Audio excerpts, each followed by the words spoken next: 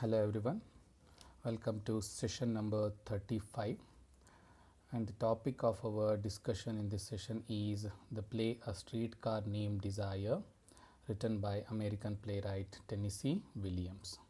So we will be looking into scene number 6 and scene number 7 in this session.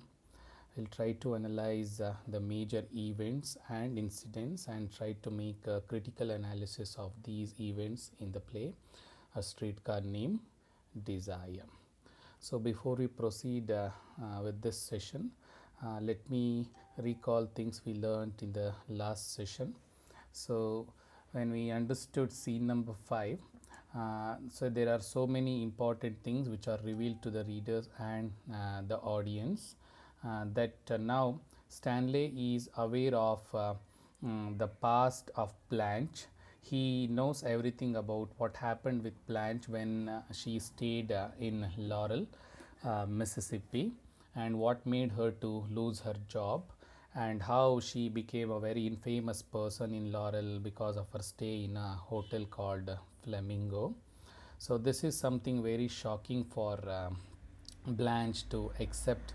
She becomes nervous and she is unable to reveal it in front of anyone because she has several dreams and desires of a better future. On the one hand, she wants to secure a better future with the help of her old friend in Texas. She has already written a letter, though it is full of lies, but she is seeking help from her friend to settle down in the future with a better way of life, not just for herself but also for Stella. This is one thing. On the other hand, she has seen Mitch as symbolic of a better future for herself. So she has started developing a kind of companionship with Mitch, and this shocking revelation of Stanley about her past made her worry because this could potentially harm her relationship with Mitch. So these are the worries through which she is going through. That in turn results in her drinking alcohol, and this excessive addiction to alcohol is her way of forgetting the realities and forgetting the past, and to try to lead her life in a make-believe world. So this is one aspect of the play which we understood in scene number 5. The other thing, we also looked into how sex and violence are integral part of these domestic setups in the play, not just in Kowalski apartment but also with Eunice and Steve, who live in the upstairs of a Kowalski apartment. And that has become a kind of internalized fact of domestic setup in the post Second World War American society. Okay, so the ultimate hope for Blanche in the play as of now, that is her growing intimacy and relationship with Mitch. So she wants to see a totally anti image of Stanley in Mitch. That is how she is treating Mitch, and these things become more evident in the next scenes of the play. So he is the only hope from whom she is expecting a better future. And I also explained that desire is like a propelling engine, okay, which makes all these characters to do what they are doing in the play. So desire, Streetcar Named Desire, that is the title of the play. Like engine propels the streetcar, here the desire propels the human actions. So these are the important aspects of scene number 5 which we have already read. So now we will start with scene number 6 and scene number 7 in this session. There are two scenes which we are going to analyze. So please make sure that you listen to the entire lecture. So the objective of this session is to understand the plot development and major events in the play specific to scene number 6 and scene number 7, and at the end of the session students will be able to understand the major incidents of scene 6 and scene 7, and also the critical appreciation of these events. So scene 6 is about growing intimacy between Blanche and Mitch. That is what you see in scene 6. And in scene 7, you see a very horrific efforts of Stanley to end this growing intimacy between Mitch and Blanche. Okay, so whether he becomes successful or not, that we will come to know in the next part of the play. But if you can summarize these two scenes together, scene 6 is about growing intimacy between Blanche and Mitch, and scene 7 is Stanley's efforts to spoil this growing intimacy and relationship between Mitch and Blanche. So we'll see what happens in scene 6 first. So Blanche and Mitch, as we know that they had already earlier agreement they will go out. So Blanche and Mitch, they return from a carnival. Okay, so they went to a carnival so that they can spend some time together, and they will get some more time to know each other better. But unfortunately, when they return, Mitch seems to be a bit upset that he feels that Blanche did not have a good time in the carnival. Uh, he is not aware of the kind of nervous breakdown she goes through for different reasons. So he feels that she did not enjoy the carnival. So Blanche, she invites Mitch in for a drink. So Blanche briefly speaks naughty French to Mitch, which he don't understand. So this is a very important scene where Blanche is trying to speak to Mitch in French, where in a very flirtatious way she questions him if he wants to sleep with her, which Mitch did not understand, and that conversation stops at that point. So it is Blanche's sexual seduction in a language which Mitch does not understand, again emphasizes her hidden past. So it is very much evident for the audience that these sexual encounters are not something new for Blanche, but here she is trying to project herself as a woman with certain feminine aspects, that everything is happening for the first time in her life. So that is how she is approaching in her relationship with Mitch. So what happens in the next part of their conversation, that both Mitch and Blanche, they share some more information about their life, their family, and their past, and their personal experiences. uh, Mitch, he speaks about his physique, he speaks of his height and weight, and Blanche seems to be very much impressed by his his physique. So he slowly lifts her, and he holds her waist, and sexually he is trying to come closer to Blanche, and Blanche seems to be very calculative in this move, that she is slowly avoiding his advances, because for her this relationship with Mitch is not just any other sexual encounter. For her, Mitch is a man who could procure her that better future, her desire of a better future. She slowly rejects his advances of sexual relationship. And at the same time, there is one more worry which is running in her mind. So Blanche anxiously she asks Mitch whether Stanley has said anything about her.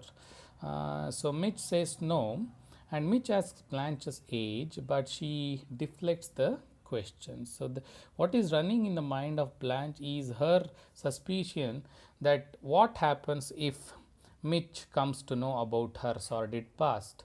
On the other hand, as we all know, she tries to cover the light with a paper lantern, so that she not only hides her past but also her physical appearance. When Mitch asks about her age, she does not give any answer to that question. Instead, she deflects that question. She changes the topic, and she makes sure that she changes the issue to some other thing.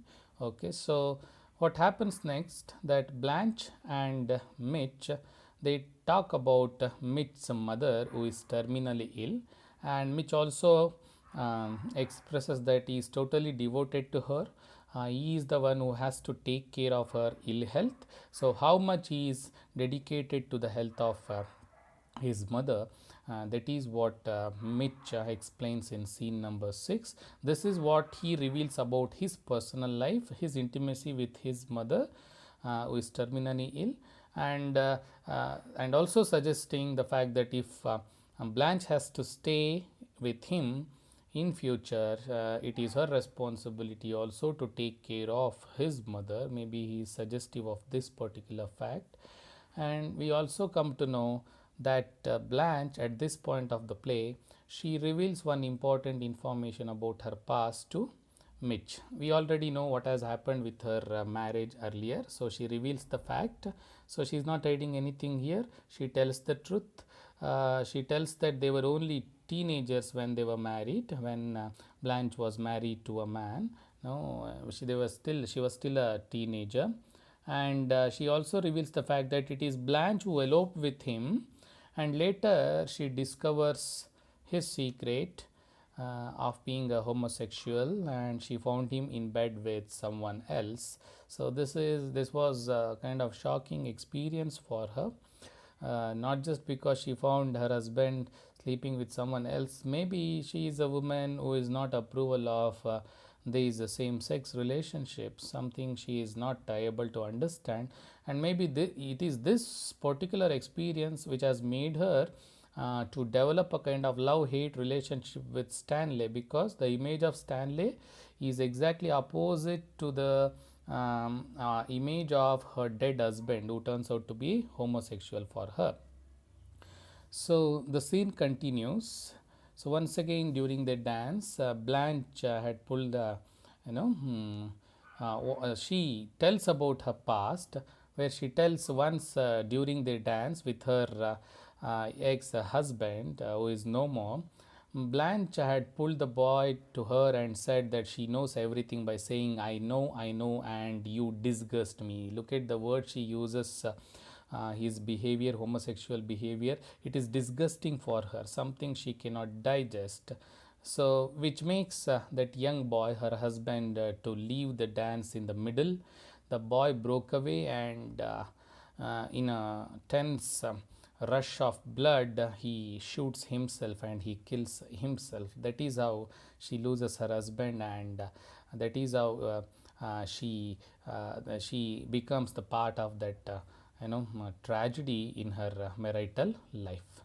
So the moment she speaks about her past, her dead husband, the way he shot himself, after going away in the middle of the dance, what audience can see that the polka, the music of polka musical instrument being played, and Blanche also begins to hear the polka music. It is something which is running in her mind constantly whenever she reminds her past, and the music reminds her past. Okay, and she begins to sob, and it is Mitch who tries to console her. He embraces her and comforts her.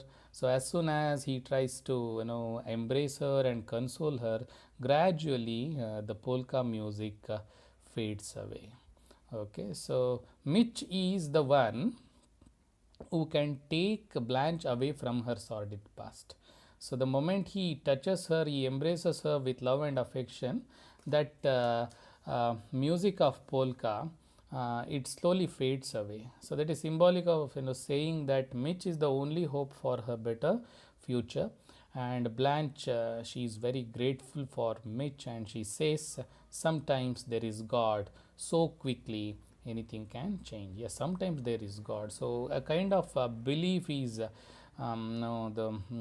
is again coming back in her life, that yes, there exists God, and I may have a better future. So these are the significant events of scene 6. Let's move to scene number 7.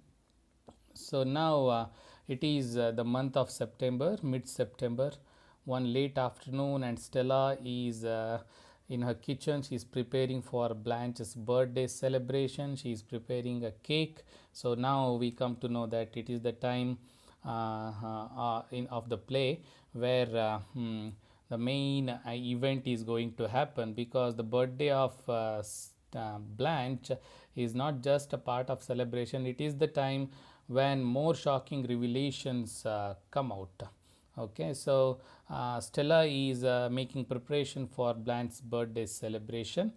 So she is in the bathroom, she is taking bath. So what happens in this scene when audience watch the play, that during the conversation between Stanley and Stella, the audience could hear the song of the song which is sung by Blanche from inside the bathroom, the song of Paper Moon. This song totally counterpoints the conversation between Stella and Stanley. Okay, so the song which he sings is Paper Moon. Again, the song which tells about leading one's life in a make-believe world, the world full of fantasies and imaginary things rather than reality. So Stanley, he comes home and he has some disturbing information. Okay, so now he has some information which may be disturbing for many, as they don't know anything about Blanche and her past. And meanwhile Blanche is taking bath. So this act of taking bath, we have discussed this several times, that taking bath is an act of washing away her past and also to look for a better future. And Stanley, at this time when Blanche is taking bath, he takes the opportunity this time to tell Stella the many rumors which he has collected about her. So these are not just rumors now, actually they are true, and whatever he has heard about Blanche and her sordid past, they are true. As Stanley unfolds the sordid details of Blanche's last few years in Laurel. Blanche can be heard offstage singing "It's Only a Paper Moon." Look at this, how these two events are counterpointed in such a way that when the truth is revealed, for Blanche, they are not true. Again, she feels that it is just a paper moon, they are just imaginary, fictitious things. She is not ready to accept it. Stanley here reveals to Stella that he knows a person named Shaw, whose work is to give supplies in his factory. And this man Shaw used to travel to Laurel, Mississippi, where he came to know that this woman, this lady Blanche, had her stay in a very infamous, disrespectable hotel called Flamingo, and there she had many male visitors visiting her, which made the people of hotel to throw her away. And it is also revealed at this point of the play that she was like open food for many soldiers who had come there on military training. That is also one shocking revelation in the play. And it is from Shaw Stanley comes to know about what happened in her professional life when she was working as a teacher, English teacher in a school. She had a relationship with a young boy who was just 17 years old, which made school authorities to fire her from her job. That is how she has lost her job. So this is about her sordid past. And when Stanley reveals all these things, it is something unacceptable for and something unbelievable for Stella. So Stanley says, after Bella Rive was lost, Blanche stayed at Flamingo Hotel, and the people there in hotel, they eventually kicked her out because of her endless male guests which she entertained. Okay, and she lost her job, teaching job in a high school, because of an affair with a 17-year-old student. And listening to this, Stella is angry that Stanley believes the stories, but apparently Stanley has checked the rumors with several sources, and they are not just rumors, in fact they are true. So it is unbelievable for Stella. She is also not ready to accept all these things, but what Stanley is saying about sordid past of Blanche is very much true. But the moment Stella hears all these things about her sister's past, She defends Blanche actually and explaining that Blanche was crushed by the death of her husband. She defends her action, her past action of having affairs with many men. She says, yes, she had a very sorrowful, very harsh, experience in her marriage after losing her husband. Yes, she may have encountered such situation. That doesn't mean that she is a woman with loose morals. But Stanley informs that this is a very important incident in the scene number 7, that Stanley informs that Mitch will not be coming to the birthday party tonight, and he also tells that he has told Mitch everything about Blanche, about her past, about her husband, about her stay in Flamingo, and also her affair in the school with a 17-year-old boy, which makes Stella horrified because she had hoped that Mitch would marry Blanche. Like Blanche, even Stella had the belief that Mitch would marry Blanche so that she can have her desires fulfilled, but unfortunately, it is not going to happen. So, what is the intention of Stanley doing this? Why he is so adamant that he will make sure that he plays with the life of Blanche? Maybe he enjoys asserting his male power over the female characters in the play. A very strong symbol of patriarchy in the play, that is Stanley. And if you remember, I also spoke about the harsh realities of racism in the southern part of America, which in turn may be, and this patriarchy may be a product of this excessive racism in the southern United States. And here Stanley, he stands symbolic of that male force which tries to control the life of women in a domestic sphere. So, it is the reason perhaps for which he has revealed that shocking truth to Mitch so that he can spoil that growing intimacy between Blanche and Mitch. So, after this, Blanche, he goes actually. It is Stanley who goes near the bathroom and he shouts and asks Blanche to come out, and he also tells that he has bought a single one-way ticket to Laurel, Mississippi. He has already made arrangements for her to go back. Okay, and Blanche emerges out of the bathroom feeling cool and rested. And Blanche, she also notices that Stella is upset for some reason, but Stella tries to pretend that nothing has happened. As of now, she does not want Blanche to know what and all Stanley has done to spoil her relationship with Mitch. So, these are some of the major events of scene number 7, where on the one hand you see the growing intimacy between Mitch and Blanche, on the other hand Stanley's efforts to spoil that growing intimacy, and Blanche's efforts to create her own world of make believe, and her act of singing Paper Moon, and her desire for a moon to create a feminine magic so that she can get rid of her past and to emerge very clean and white and hoping for a better future with Mitch. But unfortunately, now Stanley reveals that Mitch will not be a part of this birthday celebration, and he has informed everything to Mitch. And Stella becomes very much upset of this fact, but she tries to pretend that nothing has happened in front of Blanche. So, these are the major events of scene 6 and scene 7. Thank you.